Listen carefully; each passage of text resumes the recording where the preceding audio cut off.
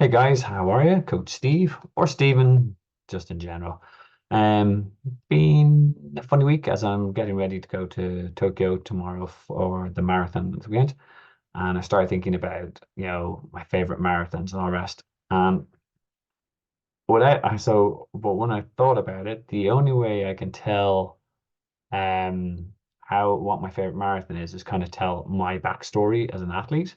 So I think there's probably only like 100 plus people kind of view the vlog ones. I don't mind because it I have to be fairly open about 'cause some of my life history, so it's fine. So listen, a bit of a yarn, a bit of fun. It also involves me revealing that I'm a cross-dresser, sort of. Okay, so this before anyone who knew me in college and after college, whatever, does not know me as a coach, does not know me as a triathlete, as a runner.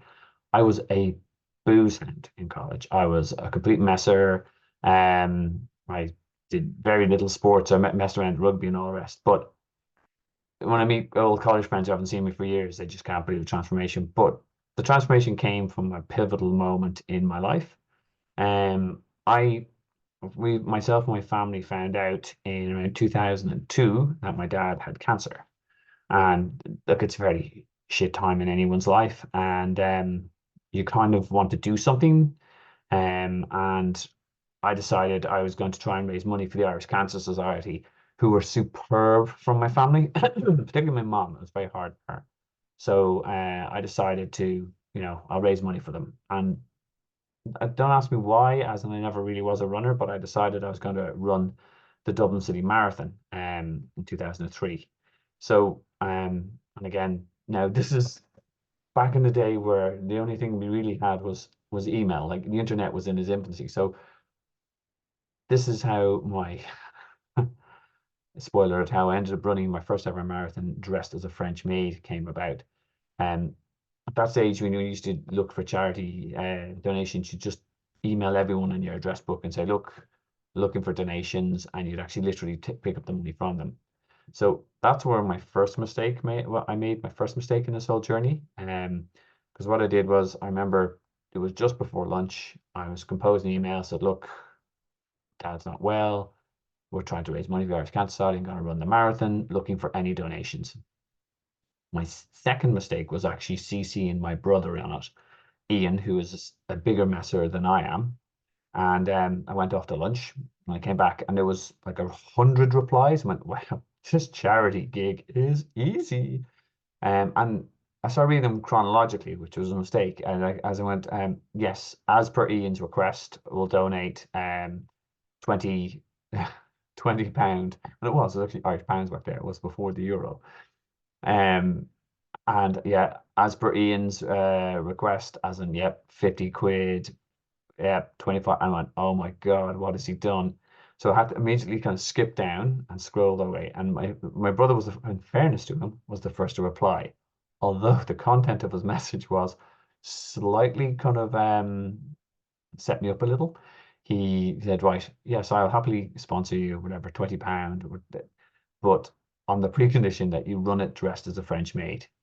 I went, oh no. And it was, again, I totted up all the donations. It was like around €5,000, as in like with all the people that kept on coming through, which is not insignificant money. So I had, well, most people know me, know I'm a good sport. So I went, yep, okay, Ian, you get the outfit, I'll run it. It's rent fresh made. So that's how that's how I got into running. As I said, it was to do raise money for charity. It was specifically a charity close to myself and my family's heart, and the Irish Cancer Society. And my dad was there to actually see me finish my first ever marathon. As I said, dressed as I would like to think, a very attractive French maid, but you can be the judge of that.